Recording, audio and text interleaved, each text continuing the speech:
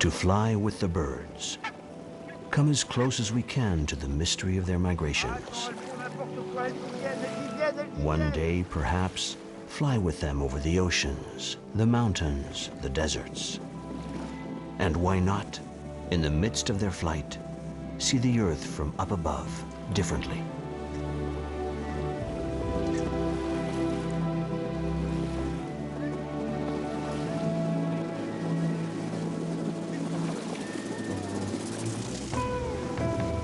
The teams of the Winged Migration ranged the planet for nearly 4 years. Film crews, certainly, but also ornithologists, pilots, aircraft experts, and technicians. More than 400 people, all getting as close as they can to the birds as they skim over land and water, before joining them in the airy vastness of their element, the sky. In July 1998, on the island of Skrudur, a wildlife sanctuary south of Iceland, our shooting begins. No fixed shots. Our cameras must be free to move at will. This means hauling masses of heavy equipment by hand. To reach this barren rock 30 minutes from the mainland, we have to cross the open sea. Our adventure has begun. We had a strong wind the day after we arrived, but not since then. There was a tremendous gale yesterday, but it wasn't blowing into the cliffs, so it didn't hinder the birds. Birds are not like humans. They feel no vertigo. They have no fear of the void. We aspire to be like them, weightless.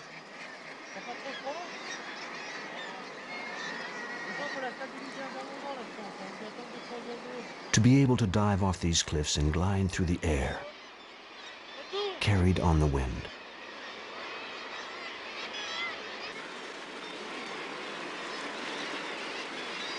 Meanwhile, in the Calvados district of Normandy in France, our future companions are being born. In the 1930s, as part of his work on animal behavior, Konrad Lorenz developed the concept of imprinting. This great Austrian naturalist and Nobel Physiology Prize winner made himself the foster father of dozens of baby geese. Imprinting is the process of transferring parenthood. While the chicks are still in their eggs, we start talking to them, forging a bond with the person who will be their constant companion for months to come. In applying this concept to make a movie, we were heading into unknown territory.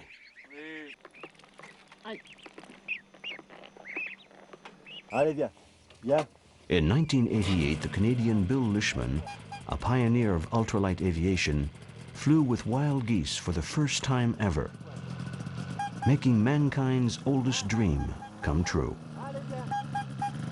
The idea of the traveling birds we owe to him.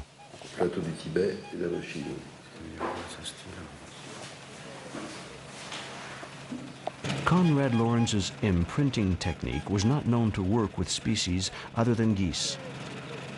Whereas we want to fly not just with geese, but also with ducks, swans, pelicans, storks, and cranes.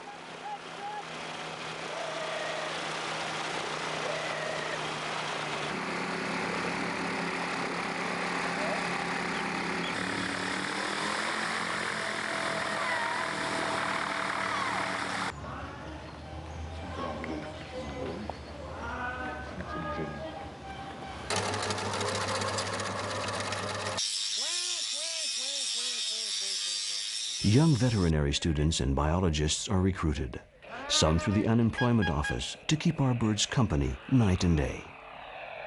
To live with the birds, sleep, run, swim, and eventually fly with them. To listen to them and sense their feelings. These skills can't be learned. They come with dedication. Very soon, it becomes a passion. The birds must get used to engine noise, and the aircraft and crew who will be flying with them. There must be absolute trust between the birds and their imprinters. To help their protégés recognize them from far away, they wear yellow jackets. They honk horns all the time to tell the birds where to gather.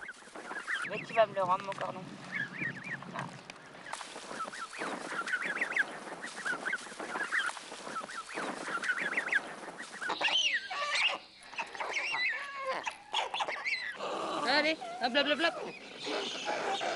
Allez. Hop, hop, hop, hop. Jean Dorst, Guy Jarry, and Francis Roux, all from the Paris Museum of Natural History, signed on as our scientific advisors. With their help, we picked the best species to imprint, the best migration routes to follow, and the biggest gathering places of wild birds around the world. Their help throughout the film would prove invaluable. Le moment où les pigeons, les oiseaux survolent, je pensais que l'an prochain, tout un tournage Chine, Vietnam, Australie. So we have to imprint the geese next year, but will they be bar-headed by September? Allez, allez, allez. Allez, les poulacs, allez. Cac, cac, cac, cac, cac, cac.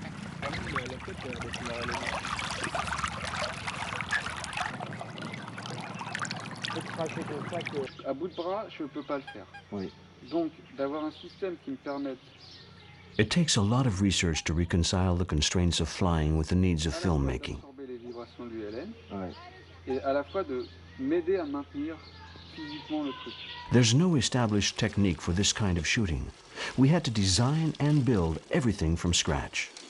Prototype two-seater ultralights specially designed to film 280-degree panoramic shots, inertial platforms, remote-controlled all-terrain robots.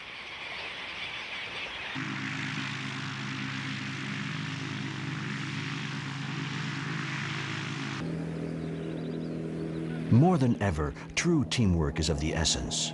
The ultralight pilot has to accommodate the cameraman's bulky equipment, which goes against the principles of flying. The cameraman has to adjust to the aircraft's unpredictable movements as the birds keep changing direction, and the imprinters and filmmakers have to respect the birds' natural behavior. On va avoir le temps de bien les voir passer comme étant dans une petite clairière là.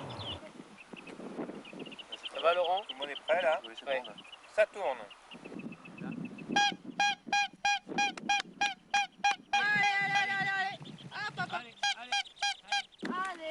Allez, on vient. Allez.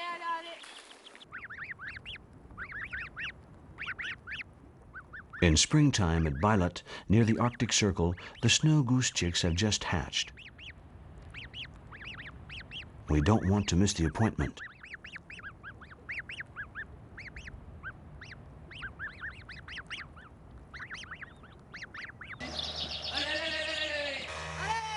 In Normandy, our birds are starting to fly.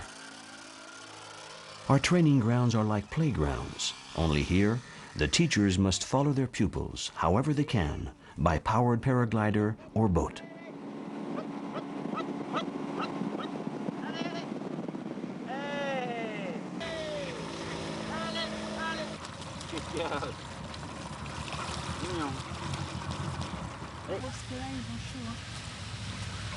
Allez mon gros.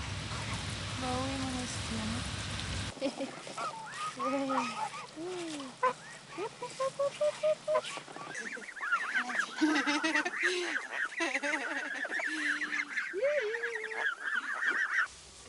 They say a stork with a broken leg is doomed.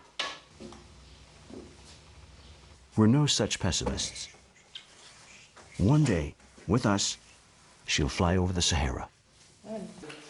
À côté de lui, sans s'en rendre compte, il y a des paysans qui construisent ces trucs, et dans cette terre paisible, comme ça, où tout est calme, ça commence à lever, et puis d'un seul coup, c'est la bourrasque.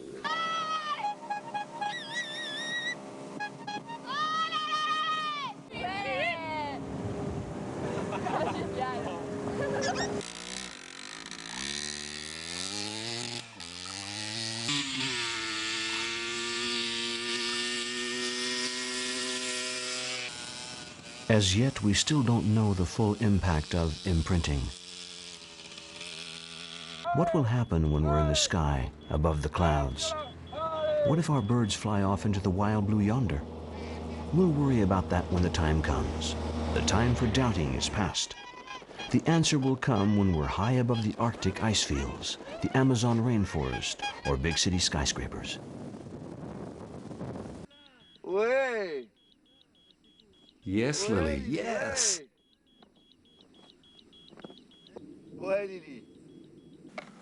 Oh, it's not Lily.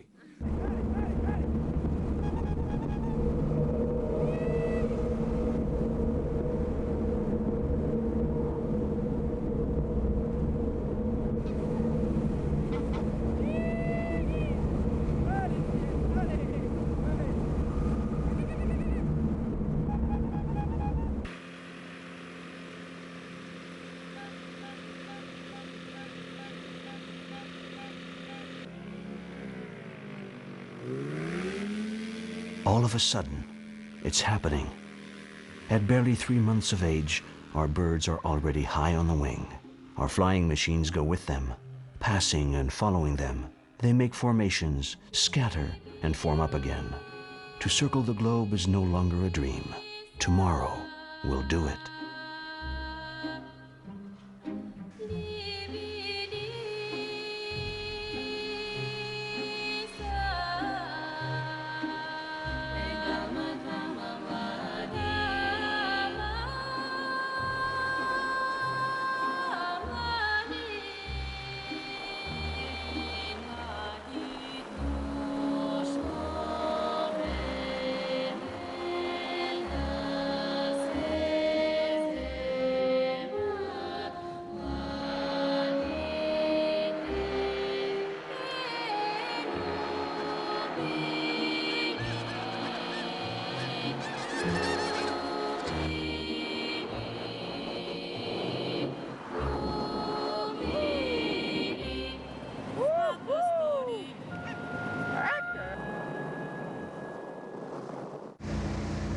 We finally graduate from the training fields.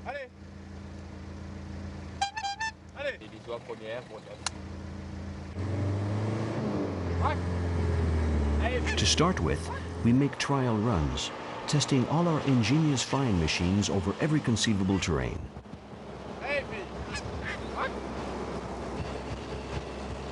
How will our birds react when they first see the sea? This time, after hedge hopping with us along the Normandy coast, our flock of barnacled geese take off on their own. After hours of searching, they were found in the center of town on a police station parking lot.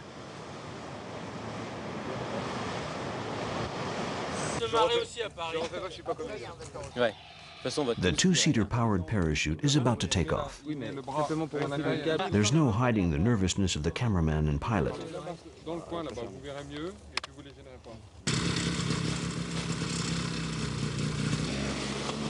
Taking off from this muddy field, they look like a pair of waddling albatrosses.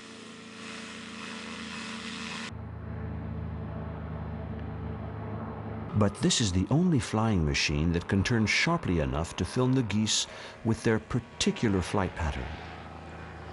To make their long migrations, they search for thermals and wind themselves around them to climb high in the sky.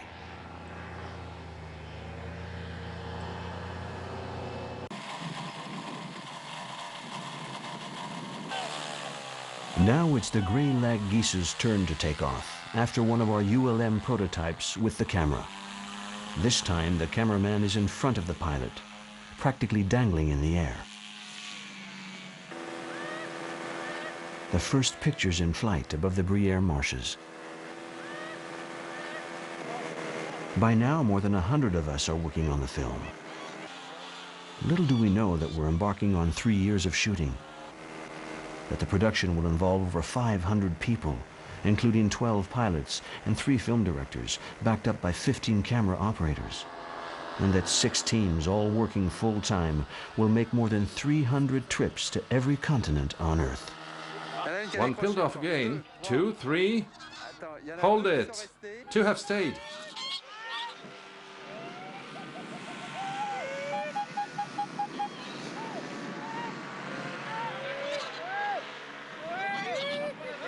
What the hell are they doing?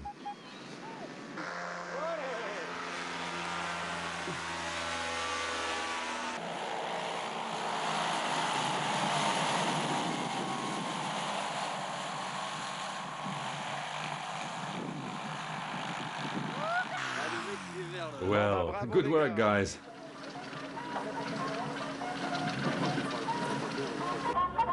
Okay.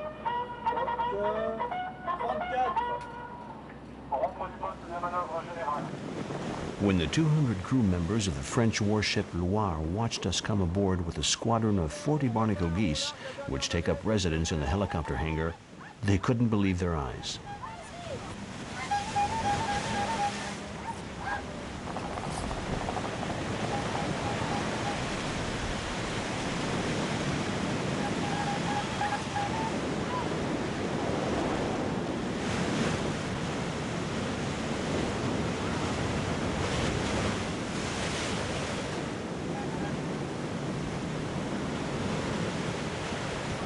When the birds disappear into the mists of the North Atlantic, the captain immediately takes charge of the search.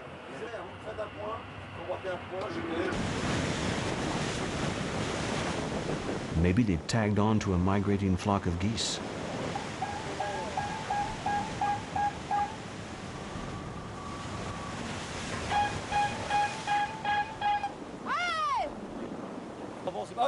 There, just there, 50 meters away.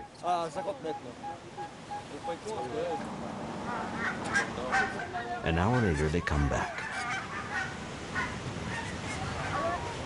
They land gingerly like helicopters, adjusting to the ship's pitch and roll.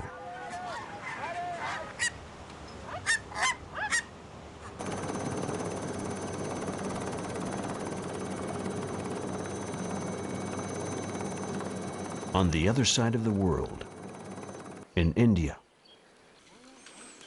in the Bharatpur Nature Reserve, a former hunting ground of Maharajas, a film crew penetrates the territory of the ibis, egret, kingfisher, and pelican. To observe them, the camera and sound crews have to blend in with the scenery. We have to be unobtrusive, as if insinuating ourselves into the birds' secret lives. Ouais. Ça se trouve, il n'y a pas de brouillard, mais si tout le monde sur un feu et de la fumée, tu vois, c'est peut-être ça.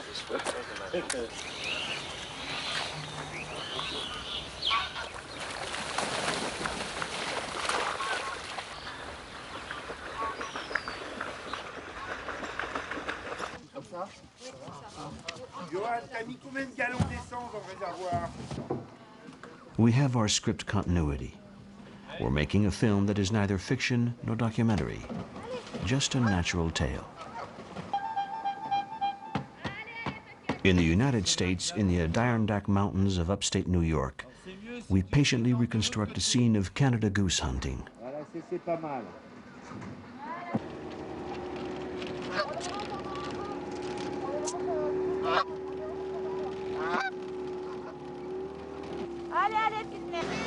There's a hurricane alert. The weather suddenly gets worse. We have to seize our chance to capture these fleeting moments of rain, wind, and snow, regardless of our shooting schedule.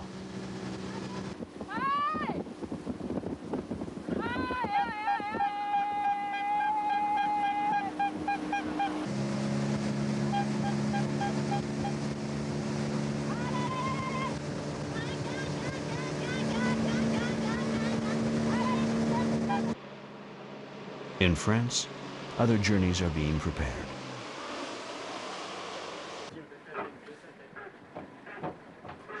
Well, I bring number 55.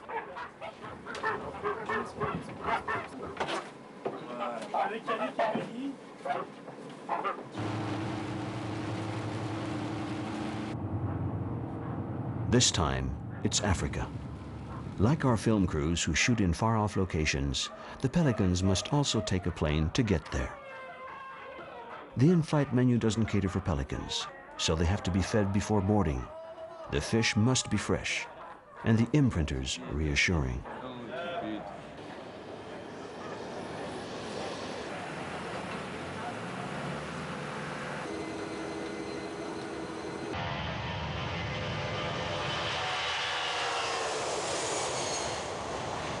Our pelicans, fostered in Normandy, discover the Djoudj National Park in Senegal, their original territory.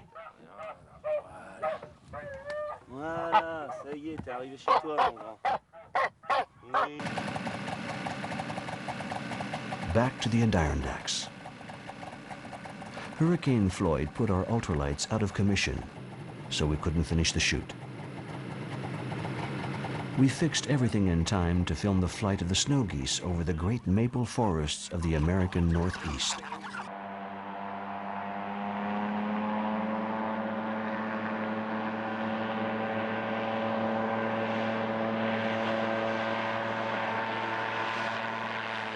The flights are monitored by radio.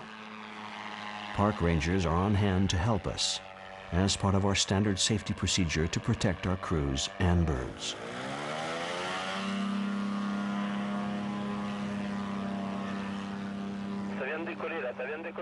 An ultralight scouts ahead to see if the weather is good enough. It's also his job to see that the camera is getting the right shots, to follow the birds if they fly off track, and, if necessary, to guide our camera bearing ultralight to an emergency landing site, because flying like birds over forests and mountains involves real danger. Birds can land anywhere, but forced landings are a different matter for our ultralights. George, there is 20 birds, you can count them?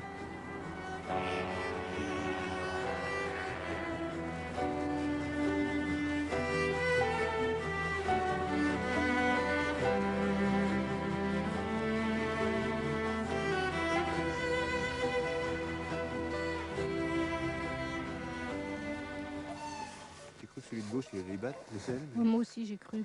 Il veut pas, cet acrobate. C'est flou. The swans are waking up on Hokkaido Island in Japan. To film nature, first you have to learn to know it.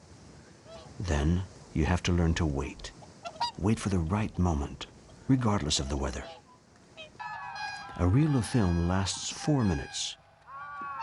When do you start rolling the camera? Just before the scene you're hoping for? But when is that?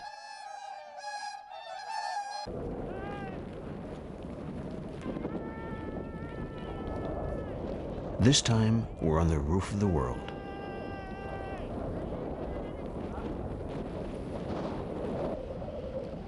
How will our bar-headed geese behave at this altitude? How will they react? We're anxious. But let's not forget they fly over the Himalayas at more than 9,000 meters high in temperatures below 45 degrees Celsius and winds of over 100 kilometers an hour.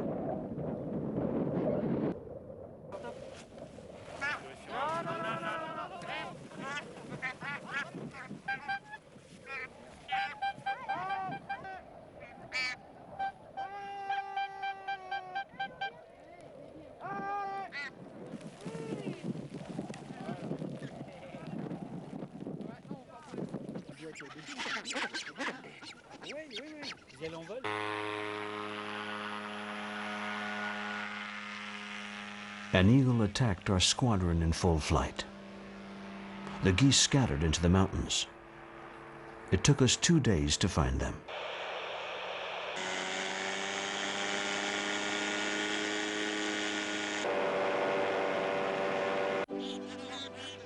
In very different latitudes, other problems arise.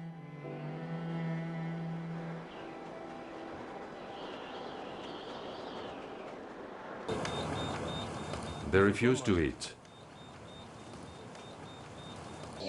The pelicans are sick. We have to act fast. In the wilds of northern Senegal, emergencies are even more nerve-wracking.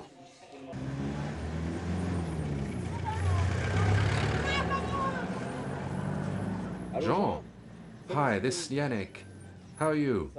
So, well, I'm calling to give you an update. We got the lab results. The birds. 2 things. They caught a coccidy, something like a parasite. The crew on the spot are stuck. The rainy season is approaching, but they have to bide their time. Crabs and pelicans share space on the beaches. We improvise a new sequence.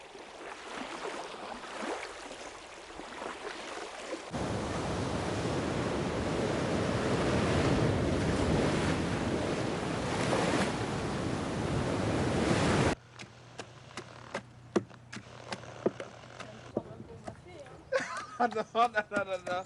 C'est carrément différent du mafé. Calm down, calm down, calm down. Try to swallow.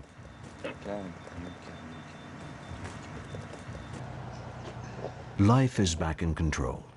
Good news about the shoots comes in from around the world. Oh, the snow geese are fine. That's good. Well... Oui. D'accord, bon, bah, tant mieux.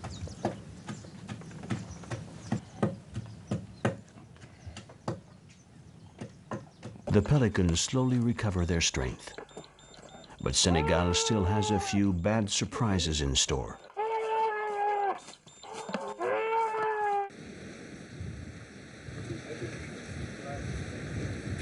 A gale almost rips away everything built on the site.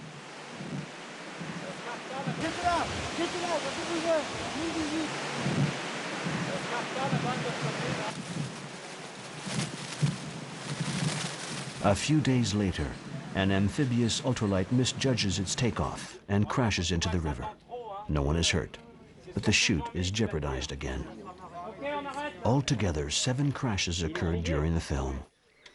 Un mât, un chariot, le flotteur. Non, mais le mât fait partie du chariot. D'accord.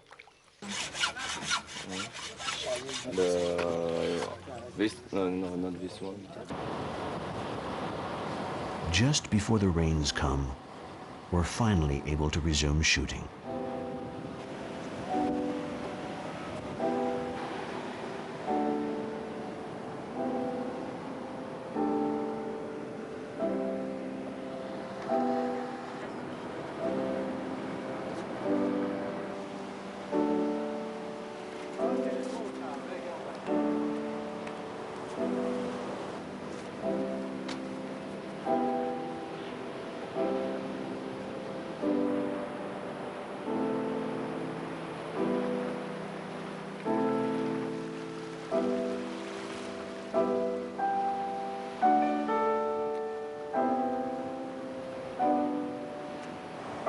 Yannick, il arrive.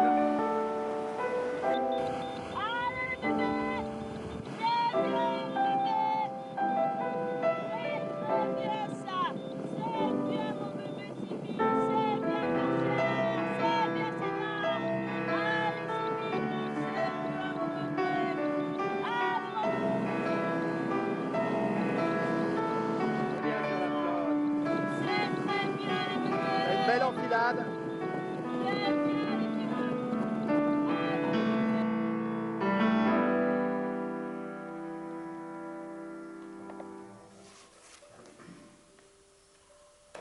Philip. Ya, Zapuz. Nos traen de Guasaví, no sabía que tú estabas. It takes 4 days by boat to reach our base camp in Peru, near the sources of the Amazon. Le veo la cola nomás y hay un árbol que le tapa la cara y ya. Bon, enfin, nous, on n'est pas là pour ça.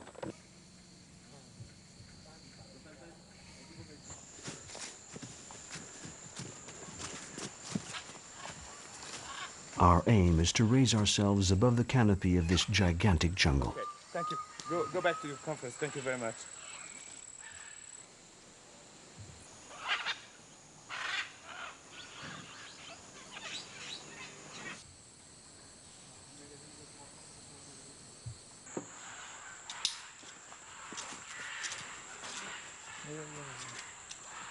A 40-meter tower is needed to capture the flight of the scarlet, green-winged, and blue and yellow macaws. Super vue, hein.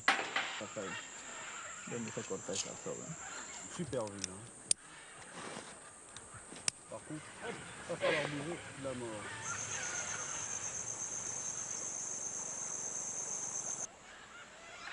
Moi j'y vais. Bon, j'ai tout, hein, c'est sûr. Hein.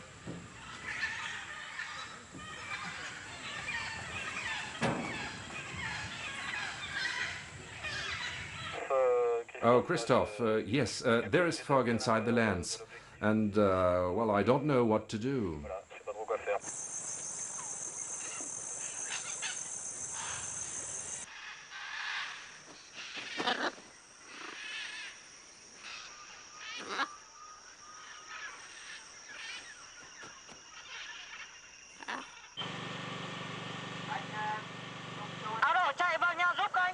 In Vietnam, close to the Chinese border, we have to adjust to local life. With so many people here, the swans have stopped coming. The heat is overpowering. The problems mount up. Our flight authorizations have been lost in the maze of bureaucracy in Hanoi. We have to give our birds confidence, talk to them, repeat the same movements 1,000 times to reassure them, and spend our nights with them.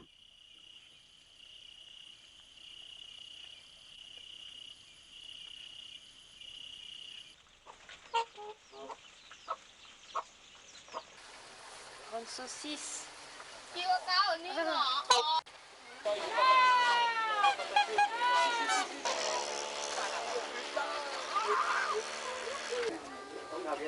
All the while, there are endless problems to be solved.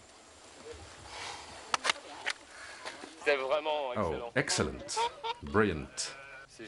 I figure it's bound to be more beautiful in the evening. There is an evening breeze. The equipment held up in Saigon never arrived. We have to rig up dolly tracks with whatever we can find. Some villagers act as a counterweight for our system.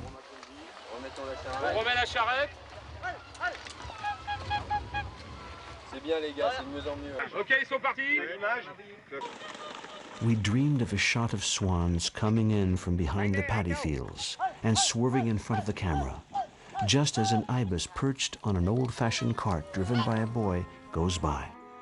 And it worked.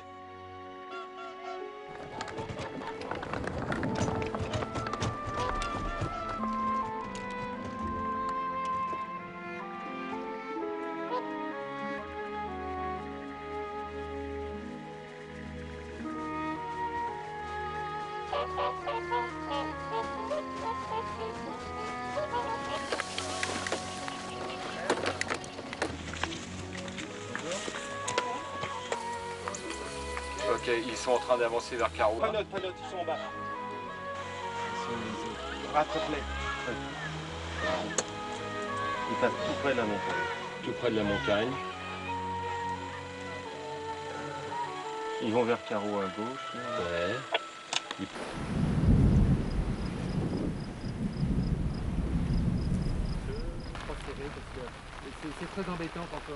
We need to film our birds flying over the cracked earth of the sun-baked savanna and large herds of gnus searching for water holes. Instead, rain is there to meet us. Kenya is green, too green. The storyboard of this sequence is down the drain. Come out, Peggy! You okay? She fell asleep. Are you okay, Peggy? Try and gather them together. The Maasai observe us from a distance, astonished by our strange rapport with the pelicans.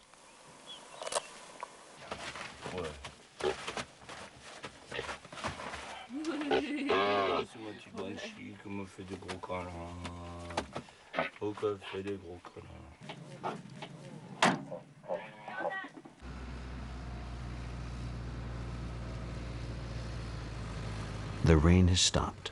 Africa finds its true colors again.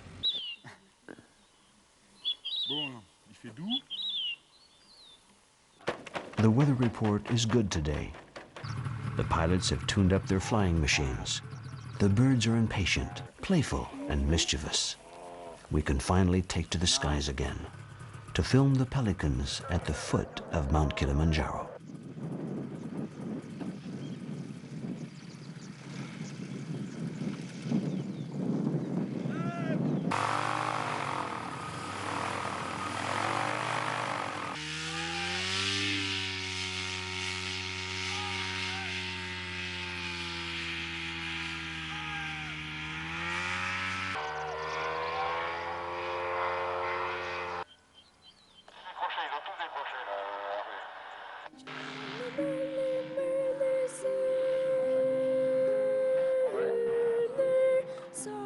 Joy.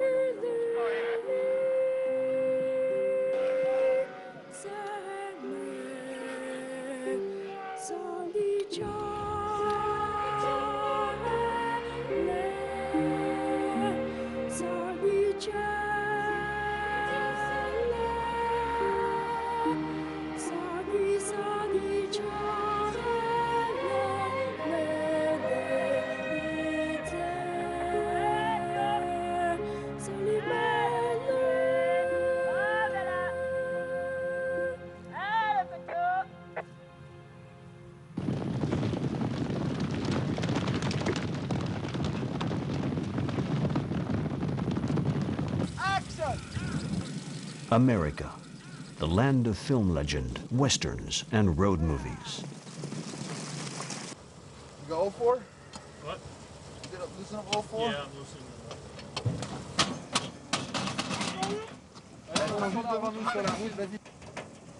Allez, moteur. Run camera. Stand by. Stand by. Cages. Move it.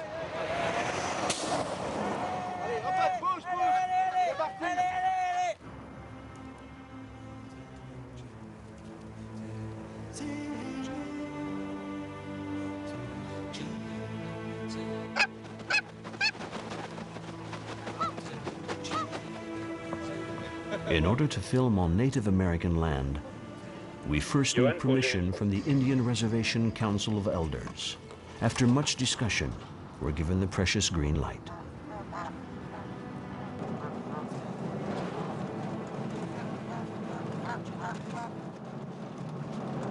Alors, on va les voler? Allô? We try to pull them. Allez, allez, allez. Allô? Allô?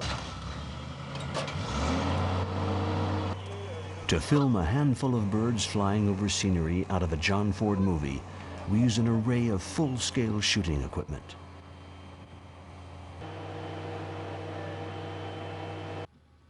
When you're ready, Dominic. Hit it when you like.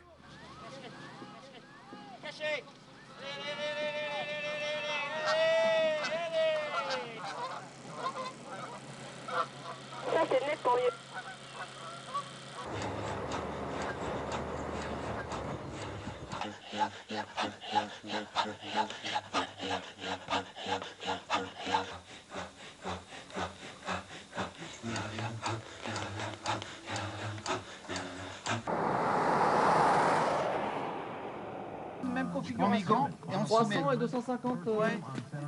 Mais en pellicule, pourquoi? Regardez comme c'est joli là-bas. Regarde ta tête, et regarde ma puce.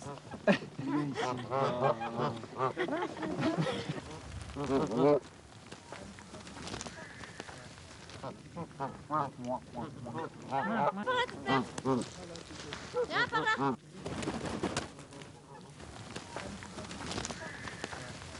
Allez, tu te meurs. Il manque. Dis-le, il manque quelqu'un? Ouais. Oh, tu peux monter en vitesse? Ça tourne. Envoyez les oies. In Monument Valley on the Navajo reservations, the entire history of Western filmmaking looms over us. Elles sont à droite. Elles tournent. Terminé. The sun goes behind it, so there's no more light. We got it once with this light, and we'll have to redo it with the blue sky.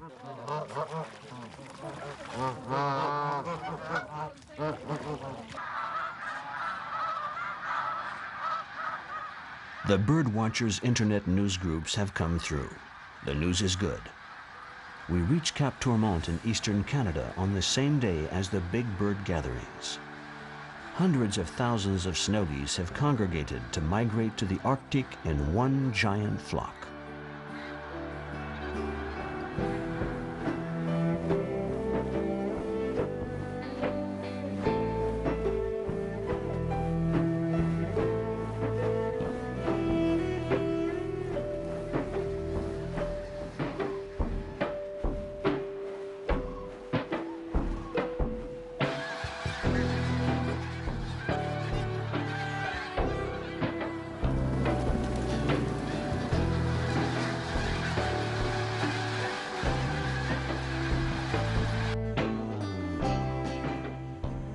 Autumn 1999, Bill Lishman, the first man ever to fly with geese, joins us in New York. He will be piloting the monitoring ultralight.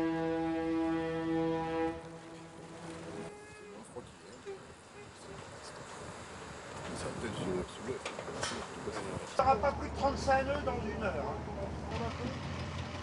It took months of negotiations with the United States authorities to obtain permission to fly in Manhattan's congested airspace. What is more, flying conditions must be good on the crucial day. we have to wait 40 days before our Canada geese fly over the legendary skyline.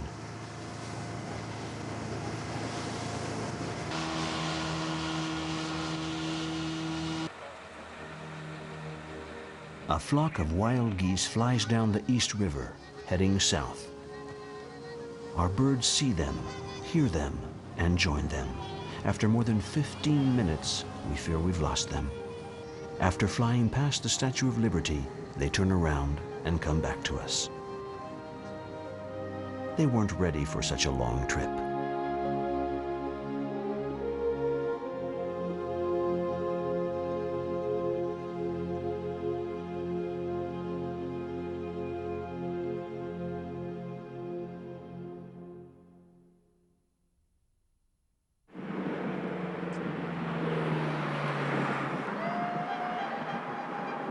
Getting permission to overfly New York City in an ultralight was a long, laborious process, but in the end we got it.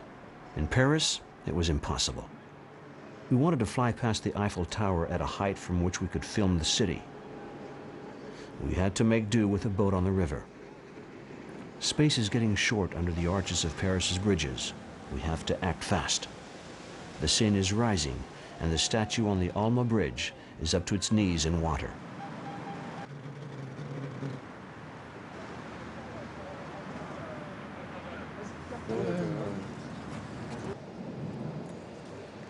Moi j'aimais bien ça. The shooting is coming to an end. 4 years of traveling, over 400 kilometers of film in the can, 240 hours of screen time, and now it's time to edit, while also preparing to shoot the final scenes in two starkly contrasting surroundings, the desert and the Antarctic.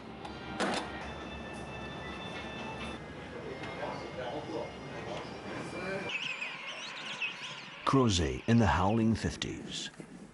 5 days sailing in rough seas brought us to this remote little island in the Indian Ocean, where we now have to wait 2 months for the next supply ship.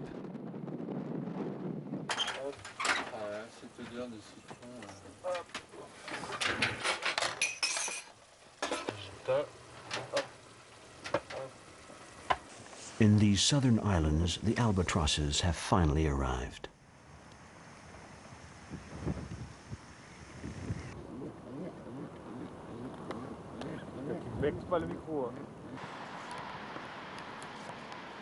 Our shooting location is on Point Basse, the windiest place on the island. It's an 8-hour hike from the scientific base, the only place of human habitation.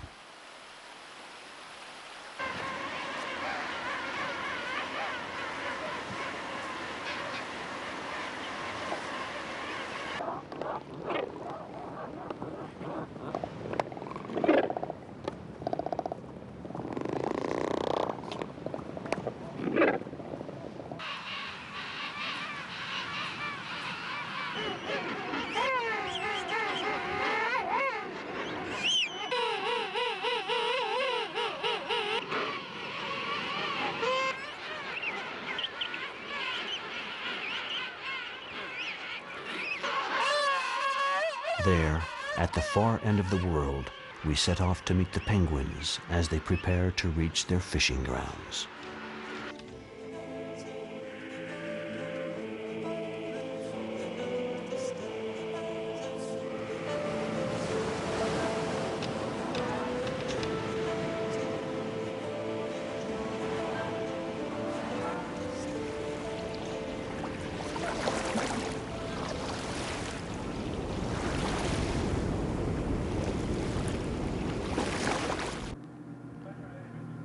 Spring 2001.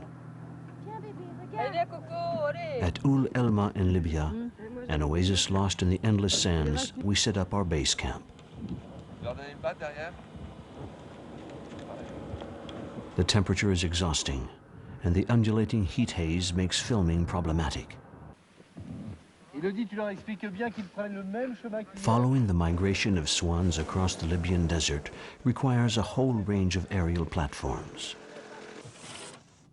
We're afraid the thermals that build up through the day will capture our swans and sweep them off course. How will we find them in this infinity of rolling dunes? Look, it's wonderful, caressing. How will we protect ourselves and our birds if a sandstorm blows up? We have to endure huge changes in temperature, from plus 45 to 0 degrees Celsius. The flying conditions are right. We have to make the most of it. We deploy our full battery of filming equipment, hot air balloons, 3-axis ultralights, powered paragliders. At long last, the Sahara crossing scene is in the can. It's like most of what we've been through to make the film. 2 months in the country for less than 1 minute in the final cut. Allez, allez, bonhomme. Allez, on vole. Allez. Allez, vole. Our adventure is over.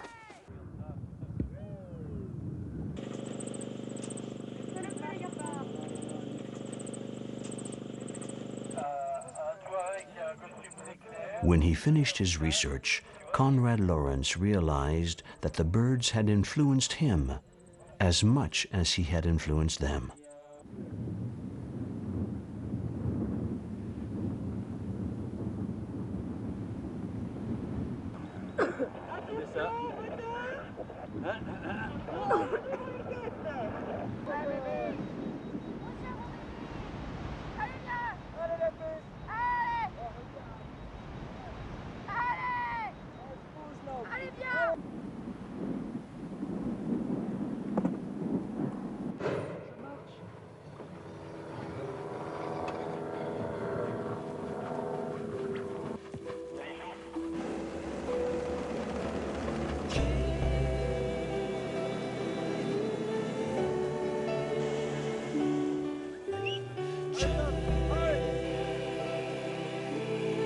In the words of the poet Nguyen Kakyu, in our next lifetime, we'll take care not to be humans.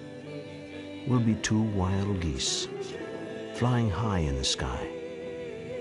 The blinding snows, the seas and waters, the mountains and clouds, the red dusts of the world. From far above we shall see them, as though we had never fallen.